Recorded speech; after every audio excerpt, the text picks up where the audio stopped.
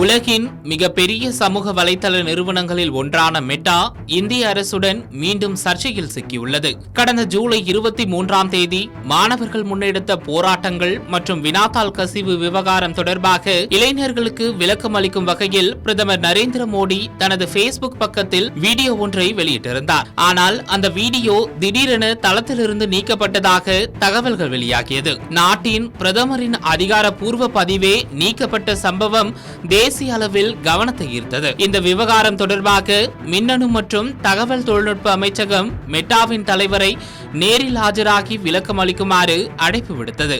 இதனிடையே மெட்டா தரப்பிடம் விளக்கம் கோரிய நாடாளுமன்ற குழு சமூக வலைதள நிறுவனங்கள் பொறுப்புடன் செயல்பட வேண்டும் என்றும் மெட்டா தலைவர் மன்னிப்பு கோரி பதிலளிக்க வேண்டும் என 3 நாட்கள் கெடு விதித்தது.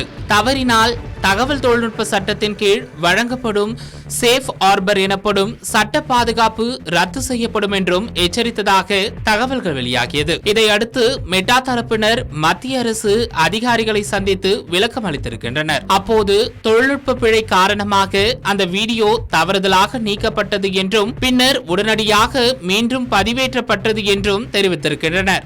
இதற்கிடையில் மெட்டாவின் தலைமை நிர்வாக அதிகாரி மார்க் ஜூக்கர்பர்க் இந்திய அரசிடம் வருத்தம் தெரிவித்ததாகவும் நிறுவனத்தின் செயல்பாட்டு பிழைகள் தொடர்பாக மன்னிப்பு கோரியதாகவும் தகவல்கள் வெளியாகியுள்ளன.